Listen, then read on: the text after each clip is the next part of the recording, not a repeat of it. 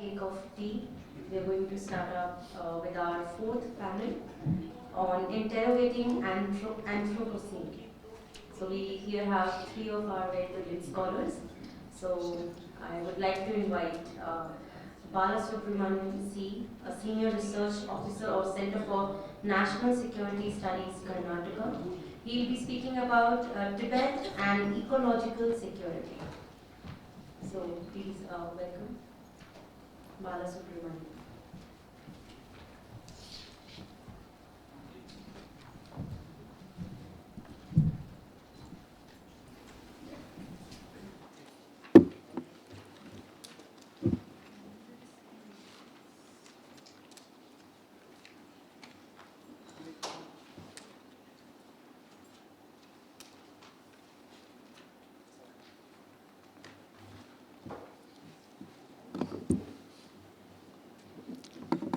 Good evening and thank you, Chair. Before I begin, sincere pranams and respects to His Holiness His Dalai Lama, my fellow panelists, distinguished professors, and audience.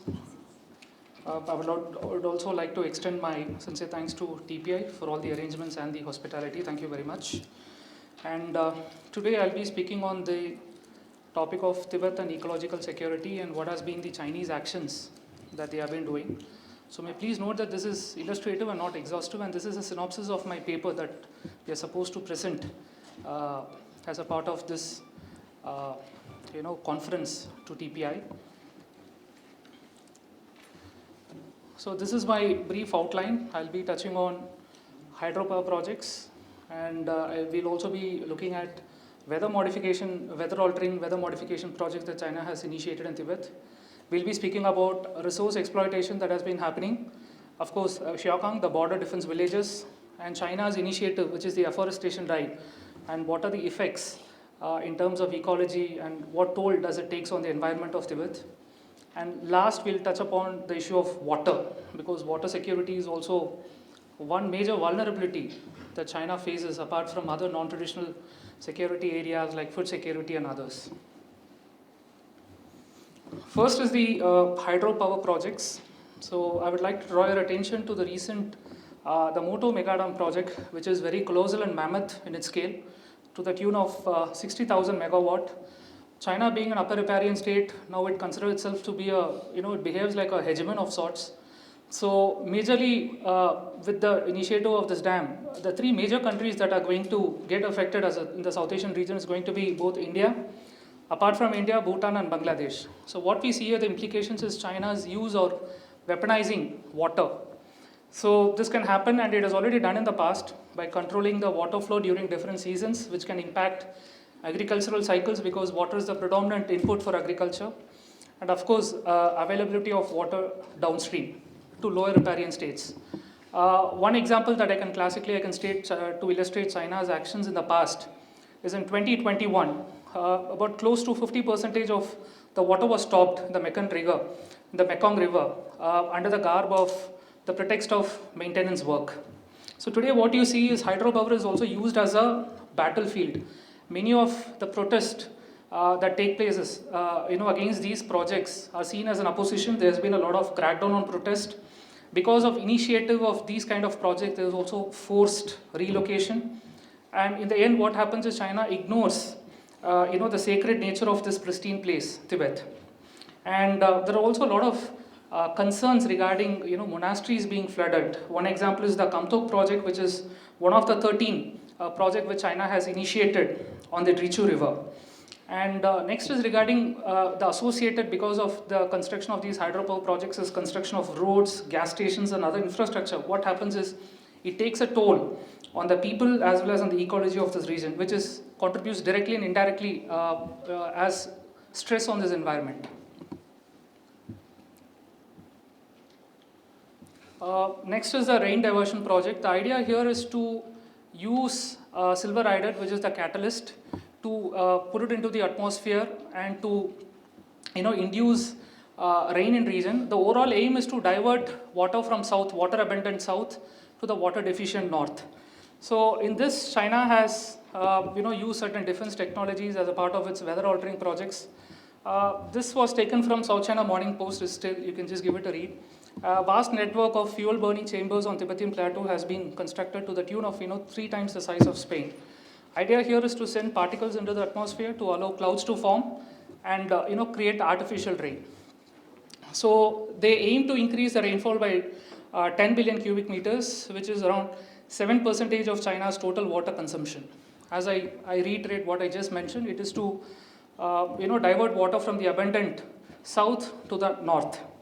What we should also note here is it's not just about artificial rain, but it is also about creating artificial snow, which China has shown a lot of interest using geoengineering technologies to seed the Himalayan weather.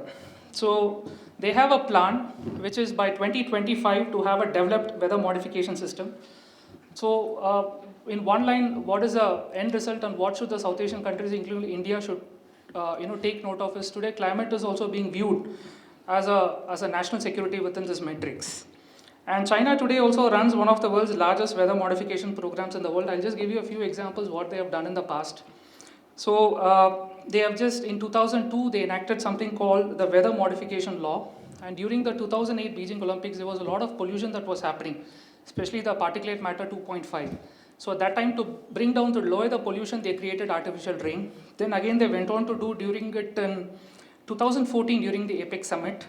And they did during the 2021 centenary celebrations of the Communist Party. Then of course, during the recent one was 2022 during the Beijing Olympics.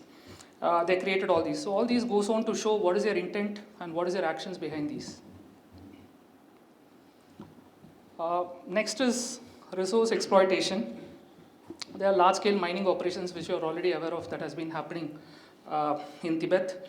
And today China has also been on the receiving end for the kind of geopolitical tensions that it has created.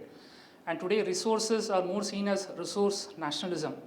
And because China wants to become self-sufficient in certain critical minerals like rare earth and others where they don't want to to depend on other Western countries where they know that they'll be choked in future if there is a kind of a geopolitical tension that is going to arise.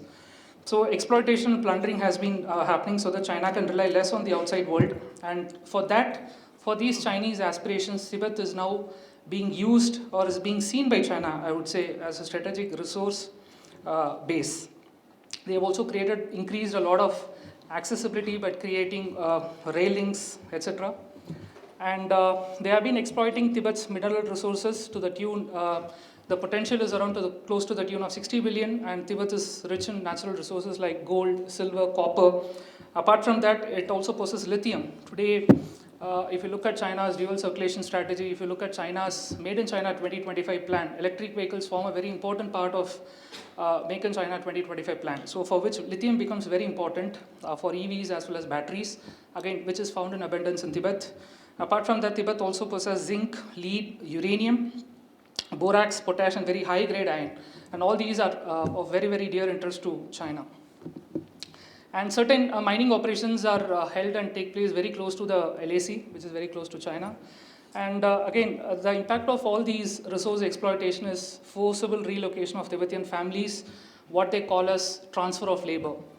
And of course, this is not just China alone. We have to take note that even West is not to be singled out because this is one of the mining operations. It is a joint venture between Canada and China where Canada is providing the technical expertise. This has to be noted. The point I was trying to highlight, there is a kind of a double standard in the narrative of the West.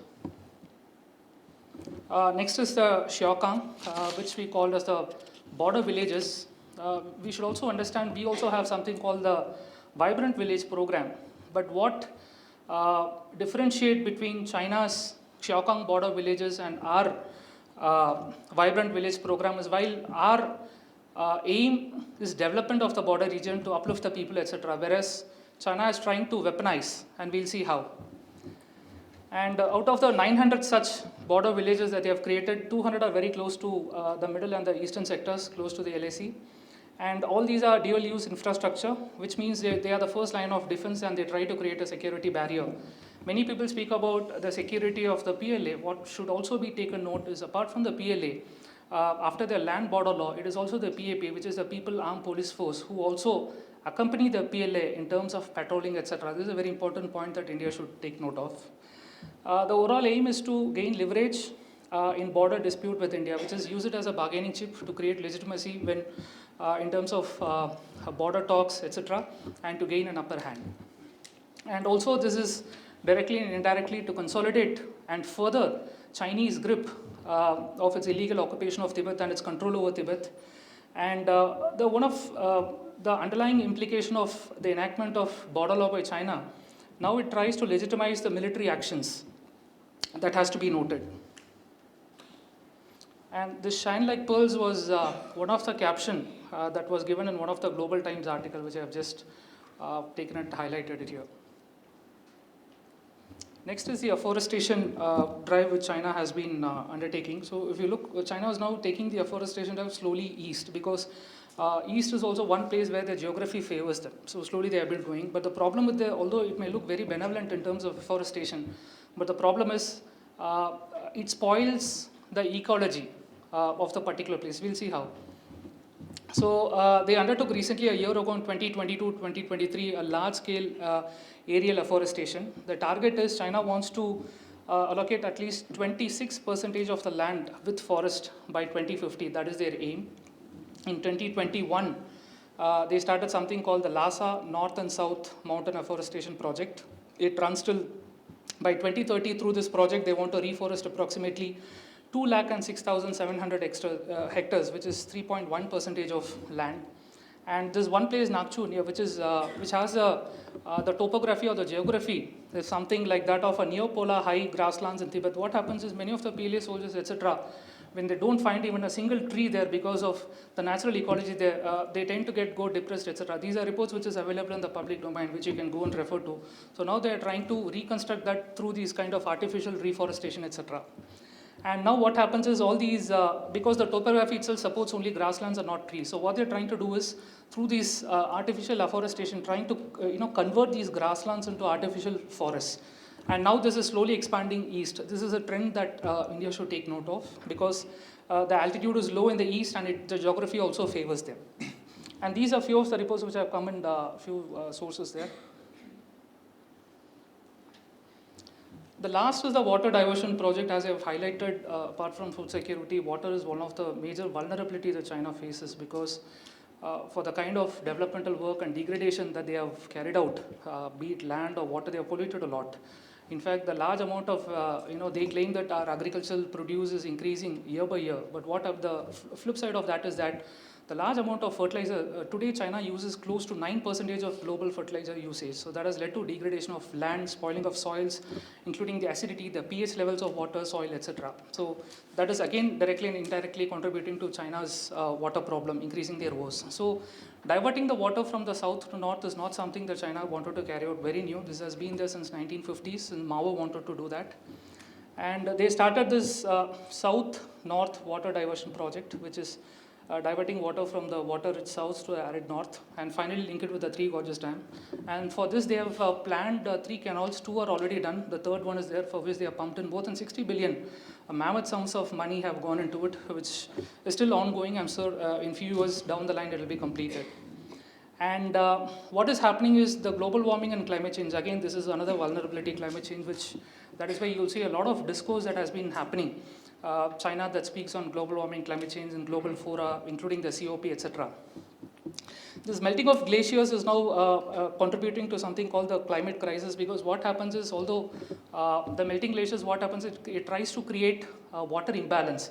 Previously, where there was water surplus, there it will be water deficient. Previously, where there was water deficient, it will be water surplus. So this, again, it tries to meddle with the cropping patterns, because if you look at the isoheight line, I would urge you to please look at the geographical map of China, the isoheight line, where 96% and the 4% of population is dispersed. If you look at it, the northern part of China produces more of wheat and the southern part produces more of rice. So it has got a connect here. I would urge you to read. So this also leads to regional security concerns, because tomorrow when China is going to be in more need of water, the lower riparian states like India, Pakistan, Bangladesh, Bhutan, etc., these countries are going to get affected. The lower riparian, and Asia is also one space where it houses home to half of the world's population. And these countries which I just highlighted, like India, Pakistan, Bangladesh, Bhutan, and Nepal, are going to be the lower riparian states who are going to get affected. And China today acts as not just as an hegemon, but also it acts as an upstream powerhouse, because China today, it doesn't have any of water sharing agreements or international transboundary water treaties with anybody. So that is really a cause of concern, because there have been instances in the past where China denied to share water data with India. It has happened in the past, and with rising tensions, I'm sure water will be used as a leverage for for China to gain a bargaining position with India.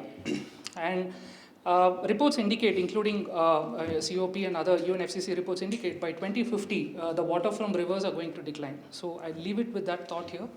And thank you very much, and I look forward to your questions. Thank you, Balasubramanian. To finish it within the lines, I think he very nicely highlighted the climate change as a national security and a forcible relocation of Tibetan families. And also he compared the Chinese Xiaokang village with vibrant Indian villages, which are, I think, Indian village plan is the reverse relocation, whereas the Chinese have the relocation of Hans in those particular Xiaokang villages. So thank you for your presentation. Up next, we'll invite Pema Sherpa, Assistant Professor, Mirik College, West Bengal. She'll be speaking about Tibet, forgotten in South Asian contemporary climate fiction.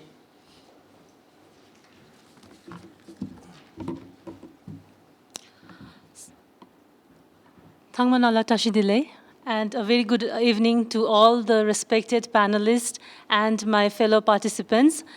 And I would like to extend thanks to ma'am, the moderator, for the introduction. Oh, this. Sorry. Hello. So I'll start from the beginning. Thangmanala Tashidile, a very good evening to all the panelists, guests, and the fellow participants. The title of my today's presentation is Tibet, Forgotten in South Asian Contemporary Climate Fiction.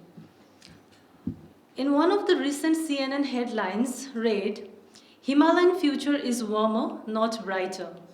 The multifaceted impact of climate change is worldwide, and literature emerges as a powerful medium for exploring its consequences and potential solutions.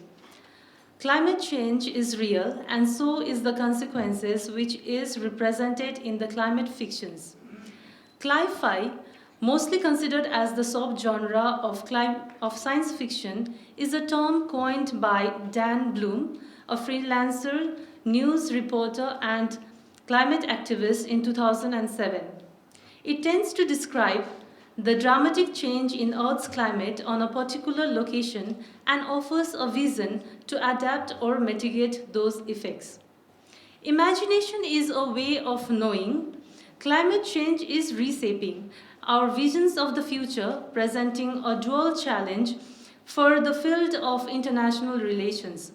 On one hand, while climate change is increasingly acknowledged, it still occupies a somewhat marginal position, and on the other, it lacks an in-depth conceptual exploration of imagined future. Is the future inclusive enough to encompass the socio-economic and cultural aspects of all the regions, irrespective of their global status? Within the realm of South Asian climate change fiction, a striking absence can be observed when it comes to the region of Tibet. While writers and storytellers from various South Asian countries are beginning to reflect on the environmental crisis facing their nations, Tibet's unique ecological, cultural, and geopolitical context remains largely unrepresented.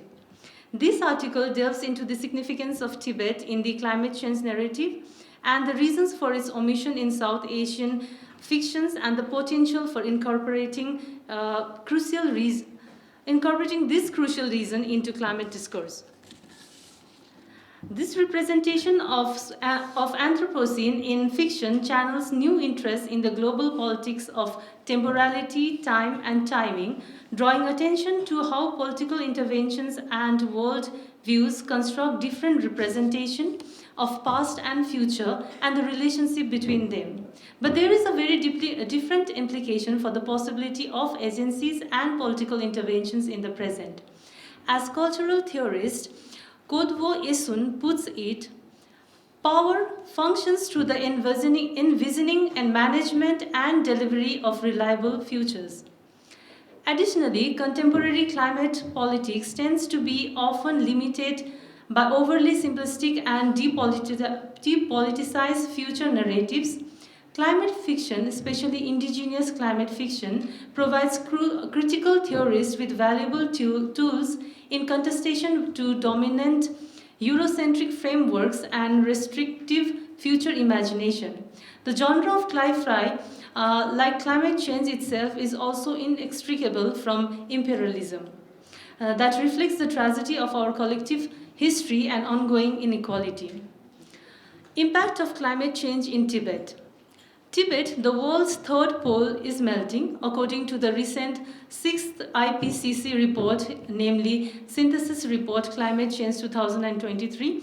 Climate change in Tibet continues to cause extreme weather conditions such as drought, floods, and snowstorms. Warming temperatures are also causing glacial melt and permafrost thawing, which lead to glacial lake expansions and landslides respectively. Tibet is currently at the forefront of climate change with temperature rising 2 to 4 times higher than the global average. Current predictions report 36% of the glaciers along the Hindu Kush and Himalayan range will be gone by 2100 only if global warming is limited to 1.5 degrees Celsius. This target is impossible to achieve according to the predictions made by climate experts if same environmental degradation continues. If emissions are not cut, the loss will increase to 2/3. Recent studies indicate that Tibetan glaciers are retreating at alarming rates due to rising global temperatures. This phenomena poses a significant threat to water security in South Asia. The melting glaciers not only jeopardize the water supply for millions, but also increases the risk of glacial lake outburst floods, which can be devastating effects on downstream communities. In short term, glacial lakes will expand and water runoff in the off-season, slowly declining in the long run. The Tibetan Plateau is a fragile and strategically critical ecosystem that is extremely sensitive to climate change.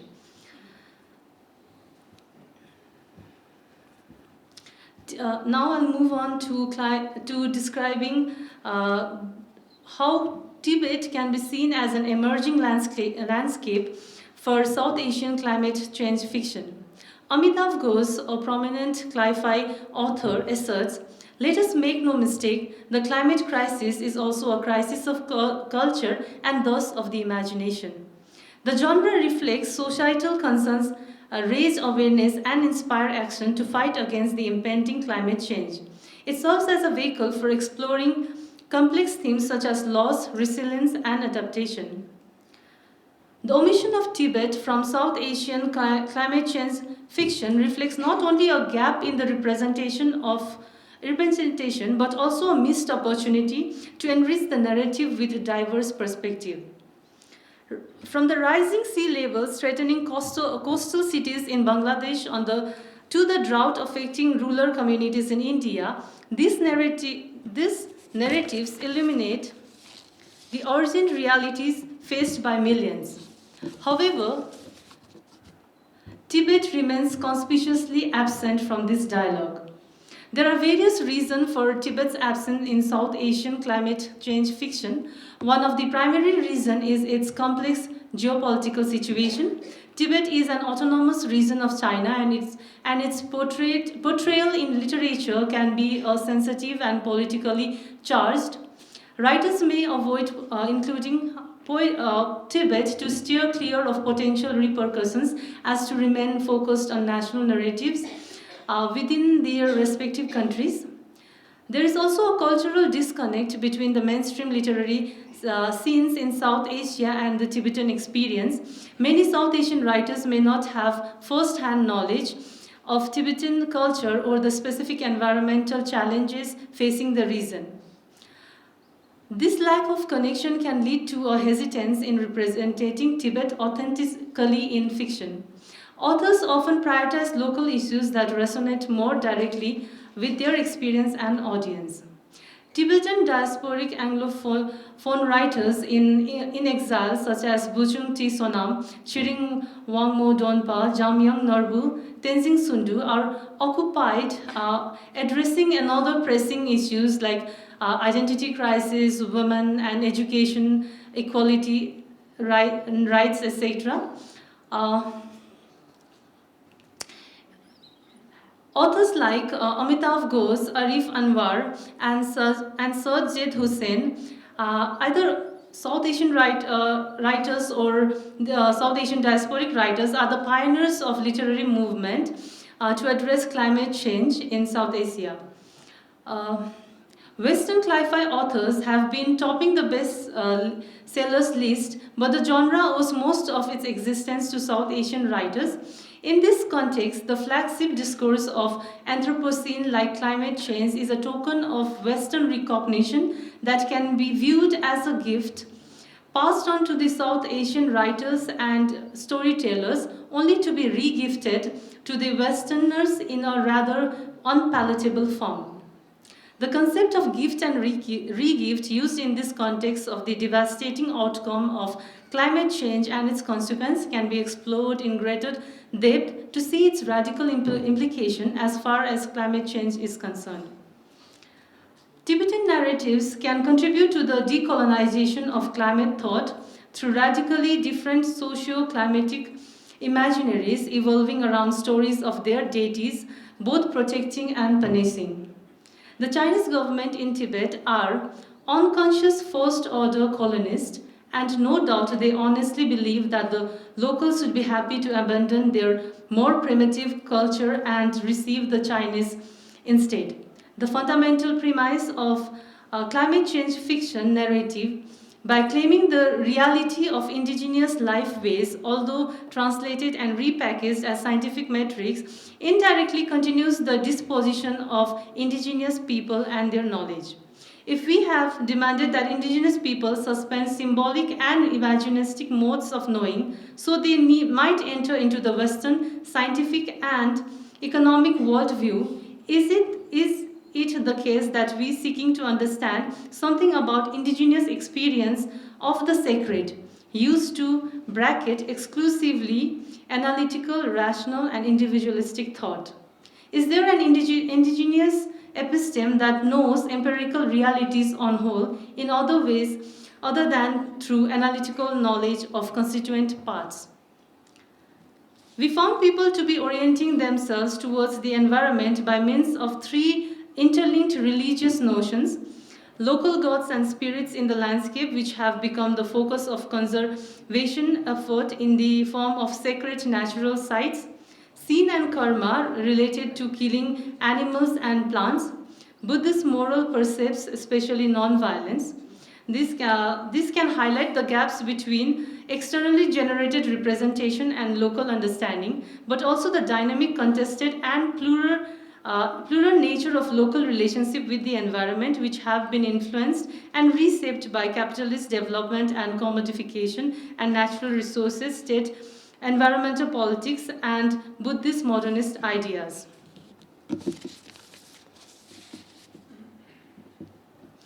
The traditional culture of Tibet is largely religious in nature. Buddhism, with its rich tapestry of stories and teachings, offers profound insight into the relationship between humanity and the natural world. In recent years, as the reality of climate change looms large, these ancient narratives can provide valuable perspectives on the ecological stewardship, interconnectedness, and moral responsibility. This essay can also explore how Buddhist tales can be interpreted to address contemporary issues of climate change, portraying a dialogue between the divine and the environment. The profound global social, cultural, and environmental transformation of recent decades requires a moniker which ideally communicates both the temporality of change and a short-form explanation. Accordingly, the terms Kawa Sangbo, meritorious era, and Kawa Nyampa, degenerated era, are offered as vibrant, semantically rich temporal markers used by the Walungna community in the northeast Nepal Himalayan in reference to recent decades. These terms effectively summarize both cause and consequence of anthropogenic environmental degradation. At the heart of Buddhist philosophy lies the concept of interdependence, which posits that all beings and phenomena are interconnected. This principle is vividly illustrated in many Buddhist tales where deities, humans, and nature coexist in a delicate balance. When one element is disrupted, such as through greed, ignorance, or environmental harm, the consequence ripple through the entire ecosystem. Another common theme in Buddhist narrative is the challenge posed by ignorance, avidya. In tales where deities or wise figures confront in ignorance, they often use teaching and transformation to inspire change. A modern adaptation could feature a deity witnessing the destructive wrought by climate change due to humanity's ignorance of ecological principles. The deity could engage in dialogue with various characters, revealing the consequence of their actions and fostering awareness of their environmental impact.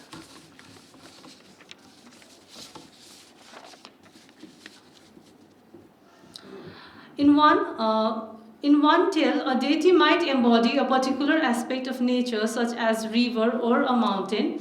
When humans begin to exploit these natural resources recklessly, the deity offers alongside the environment. So all these stories or suppositions that the fiction might depend on can also give or emphasize this idea that especially to the local peoples who might engage in fiction in order to be a part of climate or in order to fight against the climate change. Lastly, I would like to conclude. As climate change continues to threaten the planet, it is imperative that all voices, including those from Tibet, are heard in the ongoing dialogue. Through literature, we can explore new narratives that inspire action and promote a collective response to one of the greatest challenges of our time. South Asia is home to a full quarter of the world's population, and a number of rapidly growing economies occupies center stage in this debate. It's no surprise that Cli-Fi resonating indigenous stories will make an ample use of the reason in exploring the questions of blame and responsibility that define the contemporary climatic movement. Setting the stories on such familiar as opposed to abstract places allows readers to engage in what cognitive scientists refer to as possibility thinking, a necessary part of thought, decision-making, and action that allows individuals to generate in their mind ideas and images of the states of the world which are not perceivable with the senses. Literature, by arguing the climate fiction novels, can be read as a form of climate theory that uses techniques of estrangement and defamiliarization in order not to communicate climate science more widely or introduce new technological solutions, but rather to strengthen the potential to see the world radically different ways from radically different perspectives. Thank you. Thank you, Pema. Thank you for highlighting the climate change trends and the cultural disconnect in South Asia and Tibetan culture. Also about the challenges of ignorance in the climatic change in Tibet. Thank you for your presentation. Next up, we invite Neeraj Singh Manhas, research scholar, Maharaja Sayajirao University of Baroda, Gujurat. He'll be presenting on assessing Tibet's climate change impact on water security, a 30-year review. So, all for you to stage.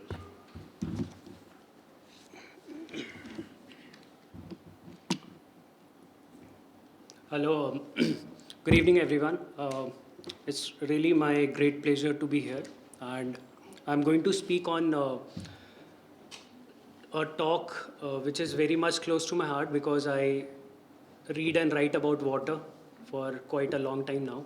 So I thought to do this research, and not in just in terms of descriptive, but in terms of trying to do something new, which is I thought that would be adding a value to my own research. As our previous my colleagues have already discussed about this area, but I would not rather focus more on that, but I'll try to add my own own perspective to it, and I'll just see how it fits into the the academia of our discussion today.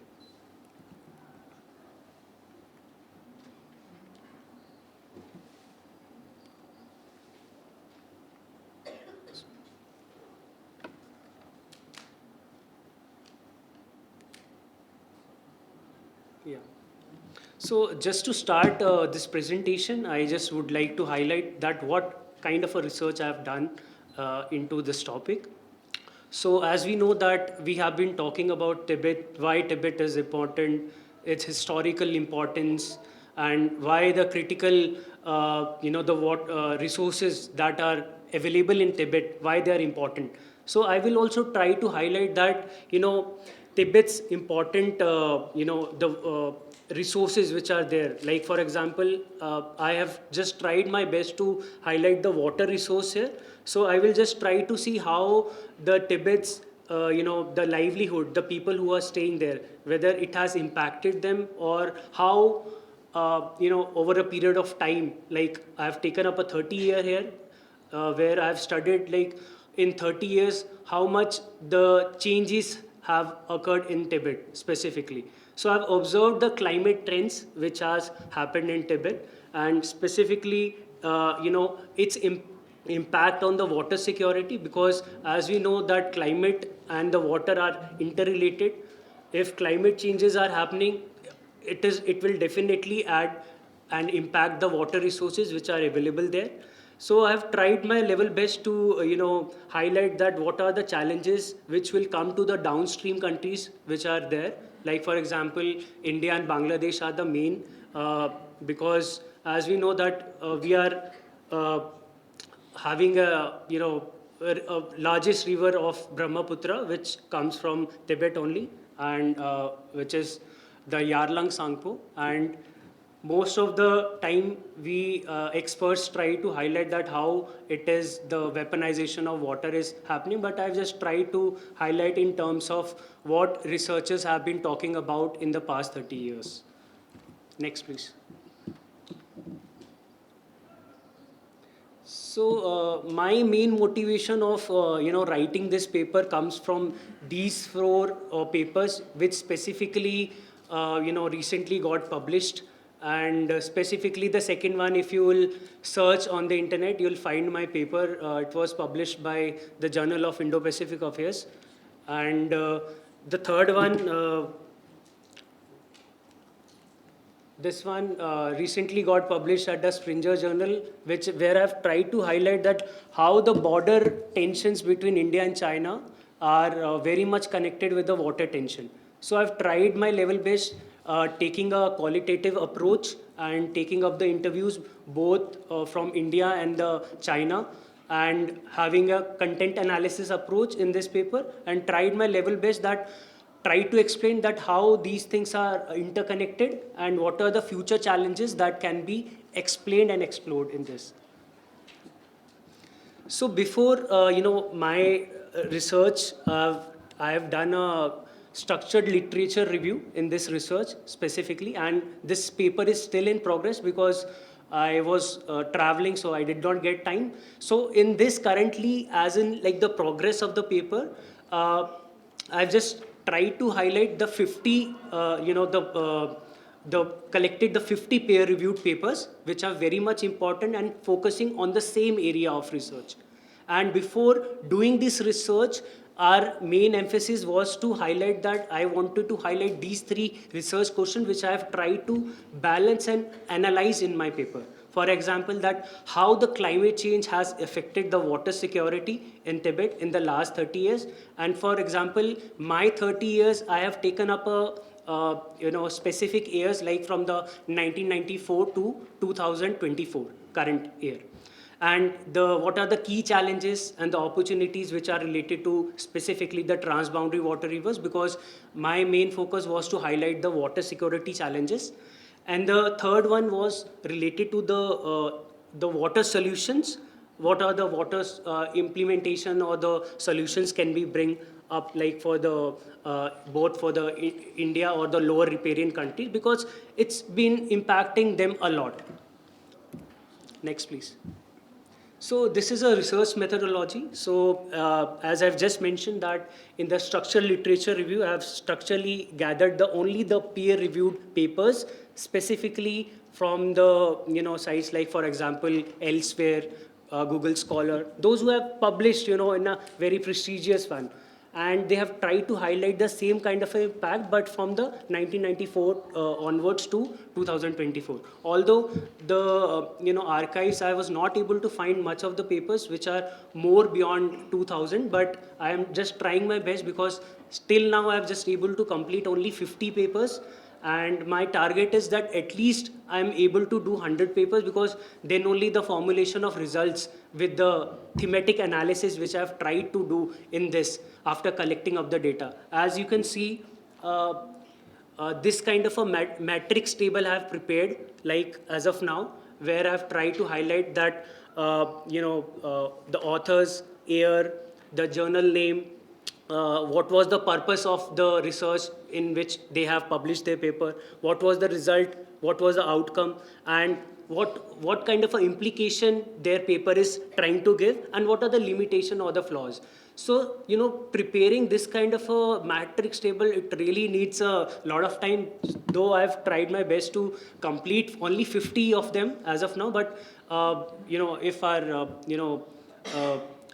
editor of our TPI gives us some kind of relaxation, I'll just try my best to do it on time. But because most of the things would come the more and more data we have. So I've just tried my best, because it is just a qualitative in terms of research. So I tried my best. Next, please. So this we have already explained. I think since morning we have been talking about why the Tibet is important, and it's just in terms of introduction, because all the major rivers are coming from there, 10 of them, as we already know, and why the biodiversity, the mineral resources, that is why the Tibet is known for. And most of the scientists have also already given a lot of names, like the water tower, the barometer of Asia, rooftop of the Asia. So these examples clearly fit in this area, because I've tried my level best to highlight all of these. Next, please. So in a very nutshell, I'm going to talk about that these are the few observed climate trends in Tibet in the past 30 years, as I've tried my level best to highlight through the pictures also. As you can see, the first one is rising temperature. We are already talking about CO2 in the atmosphere, but when the permafrost thaws are there, and it's been it's gas. The moment it gets ignited and the gas comes from it, it is more hazardous than the CO2, that is methane. And the moment it goes up, the temperature rises. And already we are talking about, and most of my colleagues have talked about why it is rising. Rising level is happening, why it is leading to the global warming aspect. So a lot of these things are happening, and we have already discussed the precipitation because of the lot of changement in the diversity, lot of man-made interventions which are happening. The precipitation, sometimes it is coming more than expected, or sometimes we have a drought-like situation. Then we have already shrinking glaciers. The moment every year approximately 50 million cubes of ice is melting in Tibet. So I mean, this is not happening like doesn't happen in a day. So shrinking of glaciers is one of the main impact which has been observed by the scientists also. And yes, now this area, transboundary river concern, as I've tried my best that why I want to highlight the climate change into the water.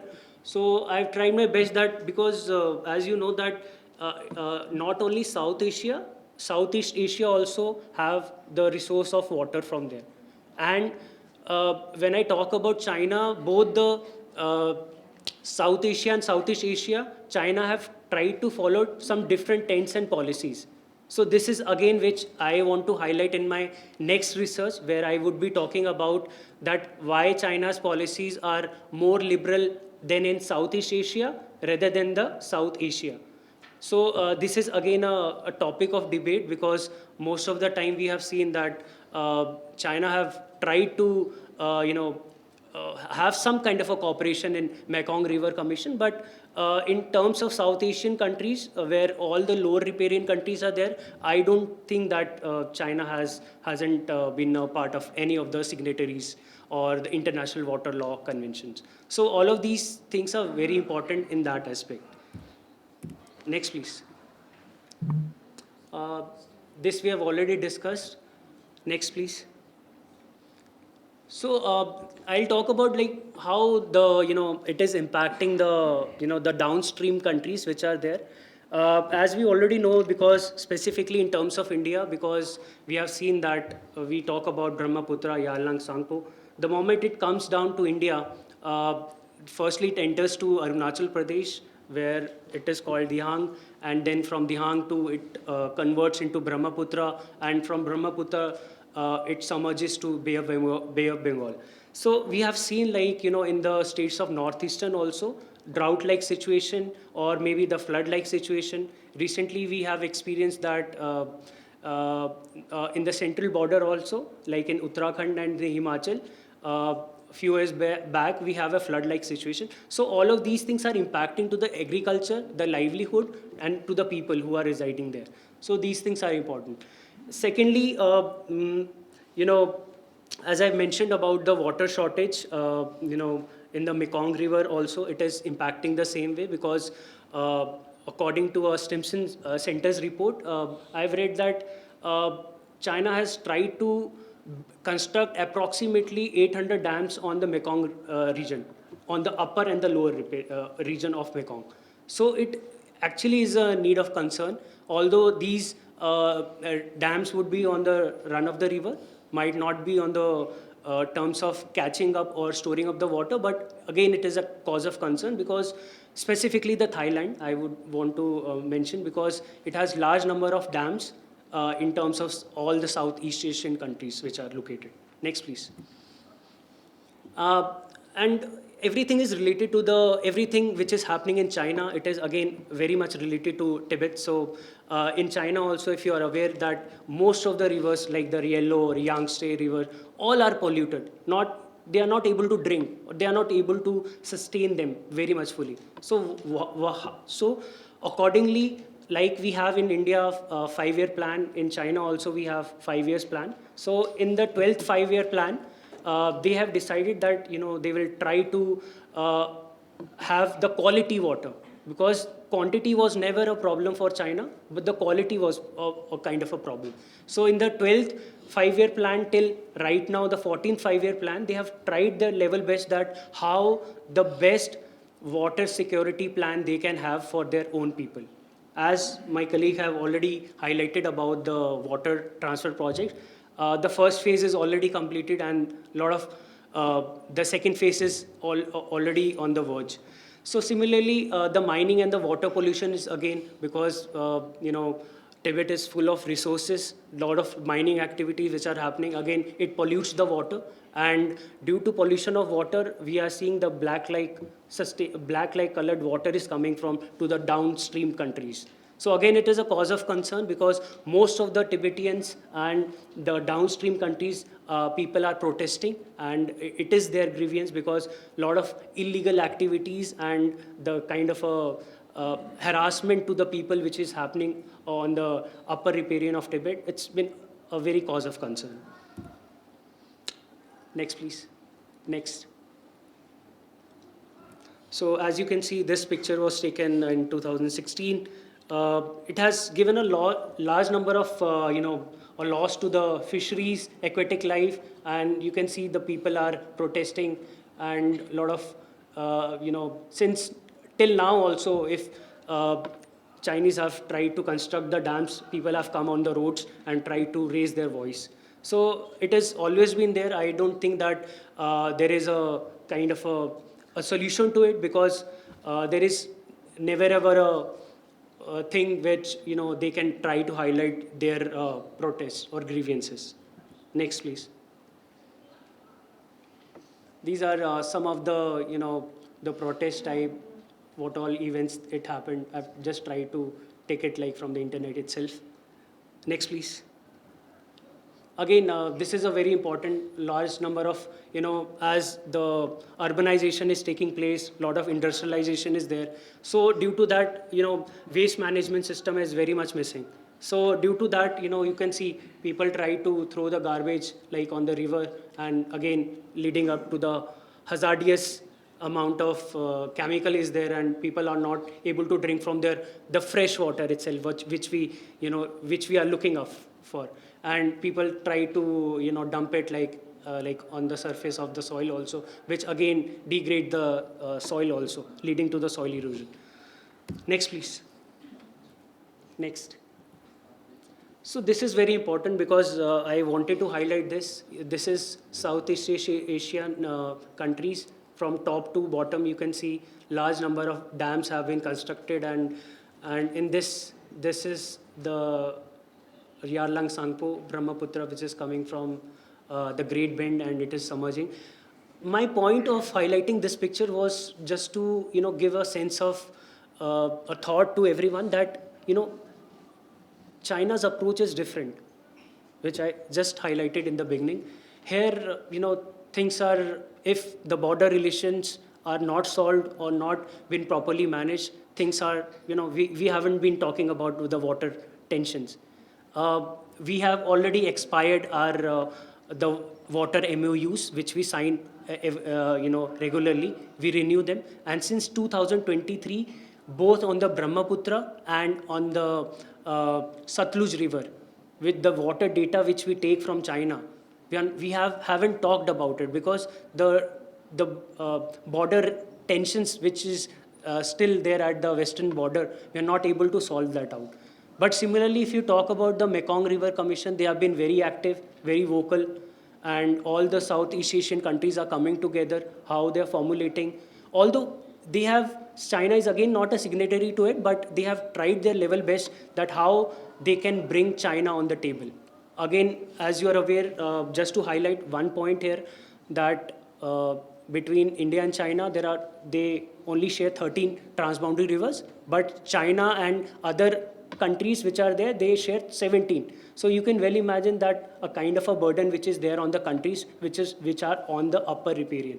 And India's position is just not on the lower riparian, but on the middle riparian, because lower than us, we have a Bangladesh also, which we need to regularly try to have some kind of a mechanism with them. We have already going to expire our India-Ganga water treaty next year.